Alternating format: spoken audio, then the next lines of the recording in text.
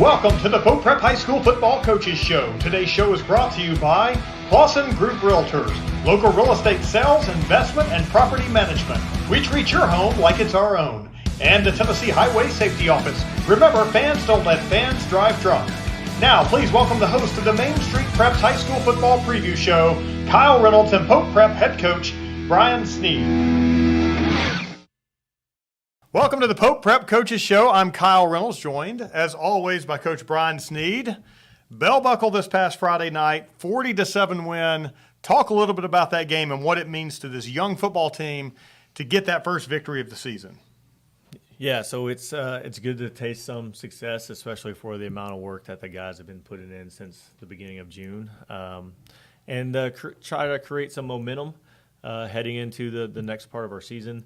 You know, that was huge for us because that was a region win, and we started off fast, and you know, we played better than we played all season long, and that was a testament to how our team practiced this week. Again, we grade all of our practices and kind of keep a tally in the locker room on our whiteboard of, you know, how we practice, what do those measurements look like, and you know, out of 9 categories, I think 7 were the best that we've practiced all season. And it's good for that to show up on game day. So to do that against a region opponent, to get some success after a tough 3-week stretch to start the year was big for our team's confidence. And last week you broke down some plays. We talked what they would like to do. Were there any surprises out of that team and what they tried to do with you all on Friday night? No, they stayed true to what they've shown on film. They tried to get it to their playmaker, number 14, down the field. And they ran some of those same running plays that we expected. And our guys did a good job executing the game plan defensively.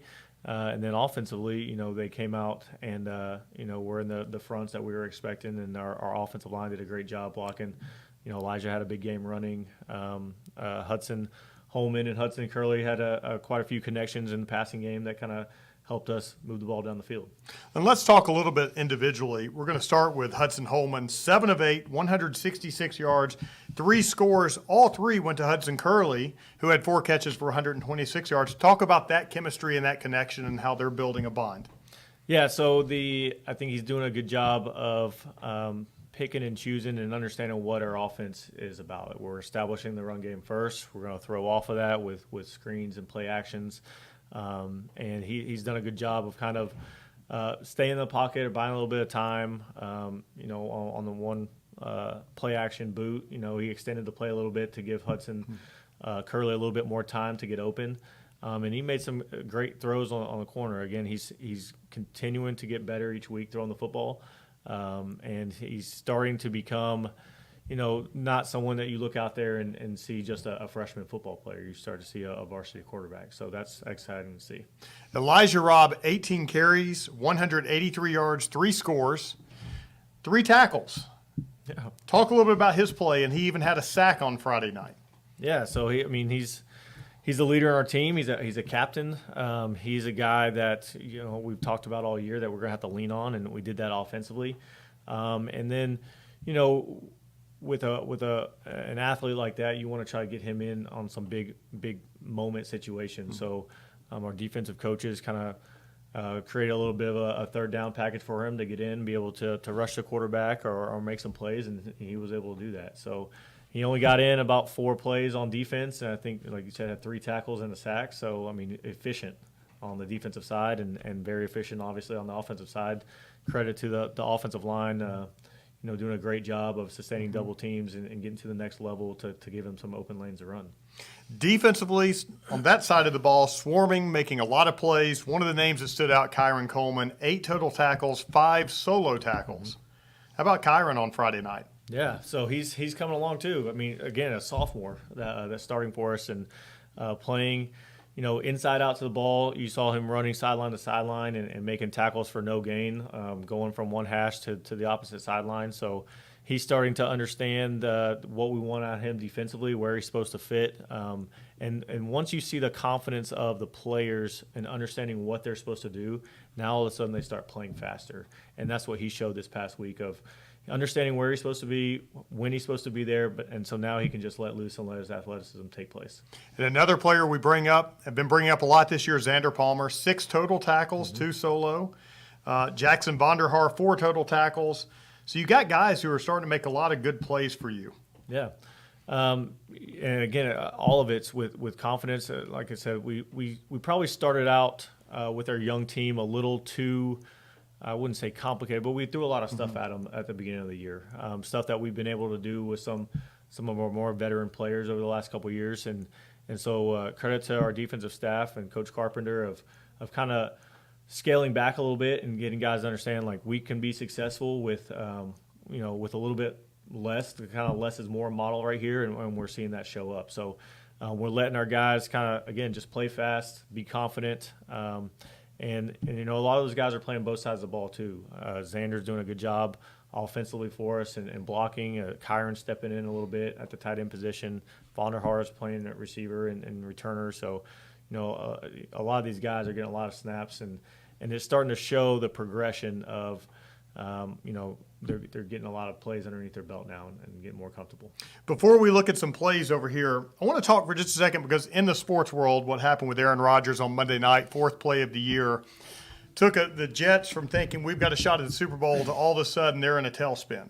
Last year, you had Kenny Minchey, 4-star quarterback, now playing at Notre Dame. The year is starting off, and it's incredible. Next thing you know, he gets hurt in a game on kind of a freak play. But you've kind of been in that position too, and not only there with the backup, but then you go to BGA last year. Your backup gets hurt. You put a wide receiver in who ends up starting a lot for the rest of the year, and what I believe is one of the best coach games I've seen here in my 5 years here, because you all overcame so much adversity after that first half of that game against BGA to get the win. So talk a little bit about that as a coach, and maybe what the Jets are going through and what you had to go through last year. Well, you have to start the year every year with the kind of coaching and teaching the team about adversity. We talk about adversity a lot. We do a 5-minute mental preparation before each practice and before each game, where we visualize certain things that are going to happen for us in the game, and part of that visualization is adversity. How are you going to handle adversity? Because it's going to happen. Football is a physical game. There's going to be some kind of adversity. I've never been in a game as a player or a coach, whether we were up big or down big, where there wasn't some kind of adversity. And so you have to understand how to attack it, how to handle it, how are you going to respond to it. You have to have players that understand that the next play could be your moment in it. So we talk a lot about rotational leadership in our program, how everybody has a chance to lead. If you're not leading on the field on Friday nights, you're leading from the sideline and in the area that you have a chance to lead. You're leading in practice. You're leading in your preparation, so that when you get a chance to get in there, you can step up and be a part of that. And so I think that's the biggest thing, is everyone understands that at any moment the game of football can be taken away from you. We've had some guys with some season-ending injuries already this season. And unfortunately, that's part of the game. But you have to make those teachable moments for, the guys that are getting hurt and getting injured, and how can you keep them positive and keep them coaching the players that are playing, and then the guys that are continuing to play to, hey, make every moment count, because you never know when it's going to be your turn.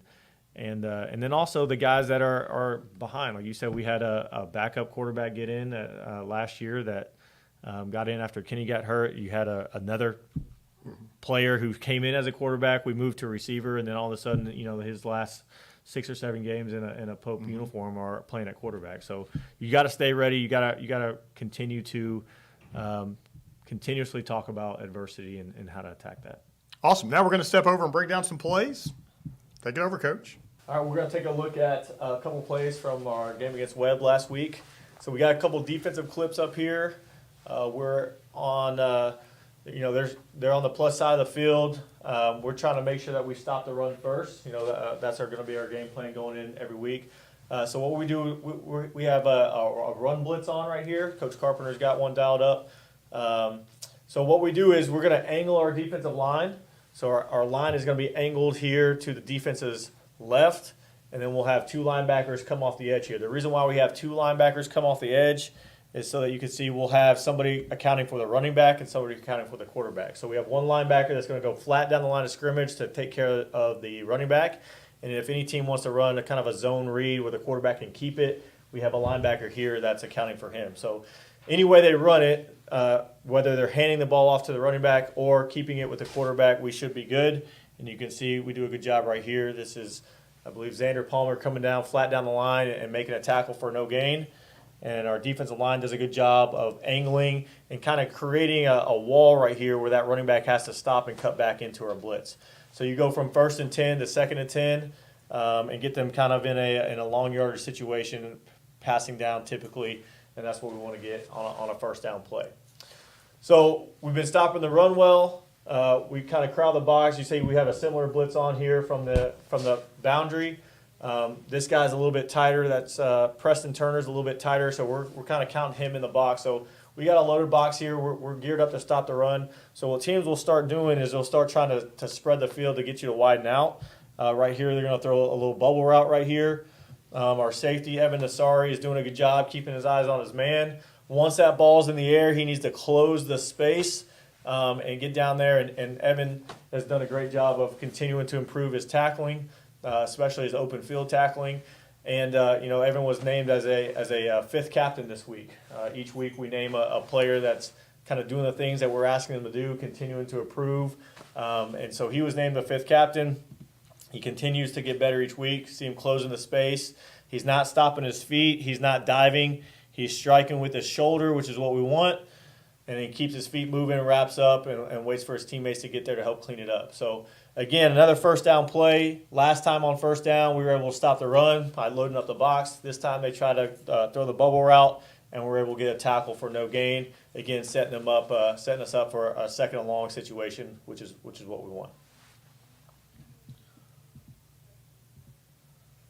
Offensively, so this is one of the plays that we've shown before. We call it a counter play where we have a guard pulling and kicking out the defensive end.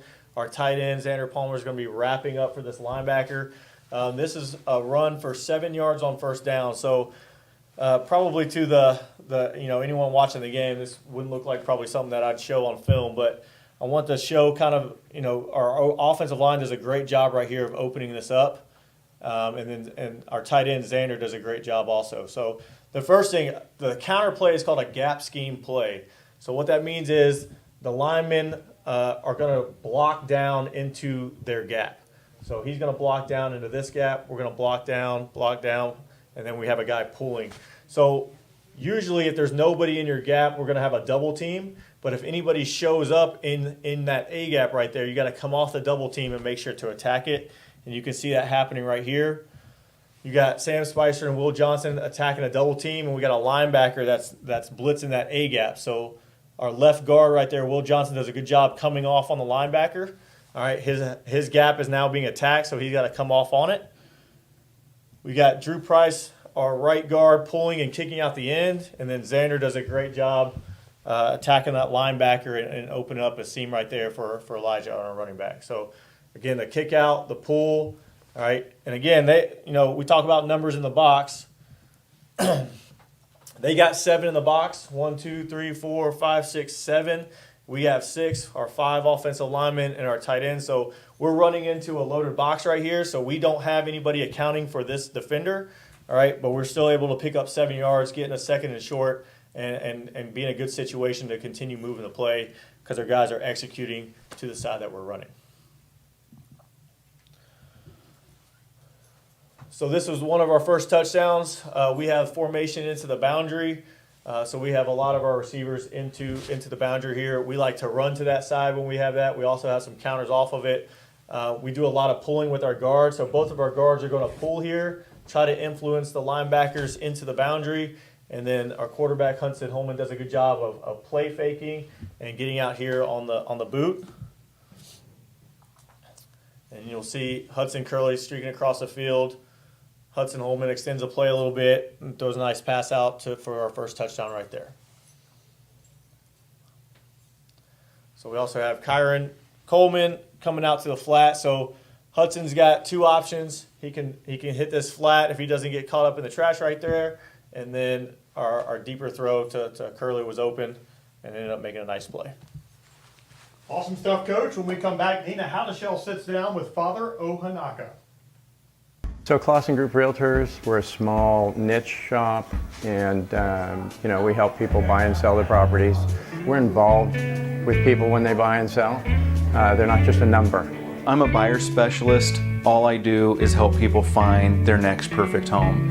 And I'm in homes every day. If I'm not showing, then I'm previewing, so I know what's out there on the market. The experience with Matt and his group here at Clausen Realty was amazing. It was very much a family environment. It was very professional. It was incredible. I feel like we made friends for life.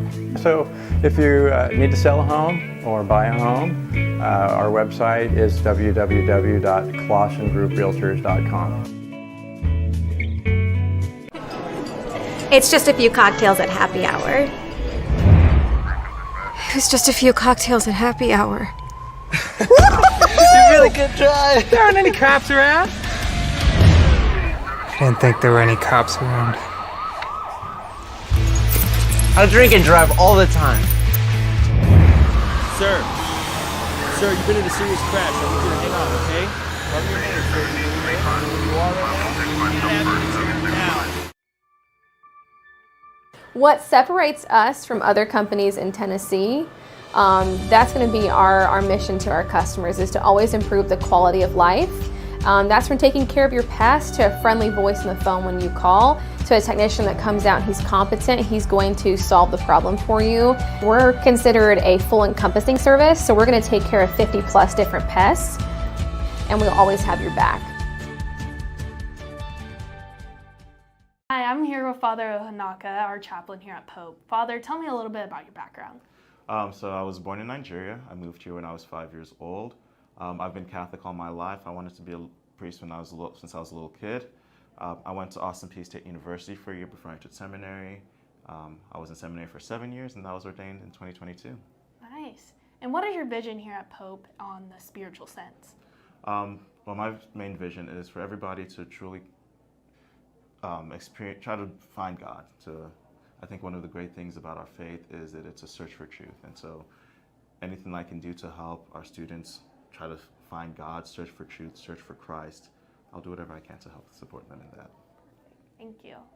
Thank you, Nina and Father. Coming up this Friday night, homecoming on the Hill, and an opponent that we haven't seen in a few years, but an opponent that we're going to get very familiar with over the next number of years, and that is a school just down the road, Good Pasture. Coach, talk a little bit about what you expect to see in Good Pasture, and we'll sit down and break down some plays here in just a little bit as well. Yeah, they're similar to us offensively as far as they want to establish the run first. They're probably about 75% run. They'll play action, do some jet sweep stuff to kind of get on the edges. I think their running back is a pretty good back. We're going to have to tackle him well. Defensively, they're a 4 down front, 2 high safeties, a little bit of cover 2, a little bit of cover 3, so they kind of mix that up a little bit. The game plan is not going to change much for us. It's, tackle well, stop the run, establish the run on offense, see if we can make some plays on special teams. They're coming off of a tough loss in a region game last week, and so I'm sure they're going to be ready to play. Anytime you throw homecoming out there, the opponent always gets a little bit of offended, and our guys do the same thing when we go play, and we're somebody's homecoming game. So it's going to be a good atmosphere, especially with how close the two schools are, and this being a homecoming game, and they're going to be fired up after a region loss. We're trying to sustain some momentum after a region win, so I'm expecting it to be a tight game and a close one with a great atmosphere. As a coach, you don't like distractions. This week is always a week that's filled with distractions, and you would prefer to be playing Sisters of the Poor and something that you could definitely get a win. But when you have a tough opponent coming in, talk a little bit about how you get your team ready to focus on the game and stay away from the distractions throughout the week. Well, sure. And Kyle, I'll tell you this: there's no definite wins, Kyle. All right, that's why you play the game. So distractions, you have to address them, and you can't just. I've always in my coaching career kind of been of the mindset of, instead of trying to skirt around the elephant in the room, let's just throw it out there and address the facts. The fact is this is a homecoming game. Our seniors are looking forward to it. There's a lot of stuff going on campus. You have the homecoming dance the weekend, and so you have to address those facts up front and just say, hey, listen, we're playing a football game first, and then you can go enjoy the rest of the weekend and the activities. But we started a tradition on Mondays after the CPA game where we're going to write down an excuse, and we're going to burn those and kind of get those out of our system. So there should be no excuses this week. Adversity and distractions are all part of it. So how do we respond to it? And that's what we've kind of been focused on for our team. Well, now we're going to step over again to the board and break down some plays for this week's upcoming game. All right, so now we're going to take look at a couple clips from Good Pasture, our region opponent. So they're on defense here in the blue. So they're a 4 down front. They have 4 defensive linemen, 2 linebackers, and then they're usually in a 2 high safety look here. This linebacker, sometimes people count him as a safety. Sometimes people call him kind of an outside linebacker. So we'll take a look at the box count. We'll figure out if this guy is in the box or not. If you look at the box here against this formation, this is a formation that we typically run also. You got 6 guys in the box versus their 5 offensive linemen and their tight end, so 6 on 6, which should be a good running play. And we're going to take a look, see if this guy is counted in that extra +1 in the box. They do a good job. This is just a similar gap scheme play right here. And this linebacker does a good job shooting the gap right there and making a play in the backfield. So similar to some of the plays that we've seen, we got to make sure on this double team, we got to come off on that linebacker to make sure that they are, not coming through free on the backfield in the backfield there. So we got to do a good job doing the things that we've done, continuing to come off on double teams, have our eyes up, ready to play. I think these linebackers do a good job coming downhill. Defensive line does a good job of eating up blocks, and we got to be able to establish the run to have success on Friday night.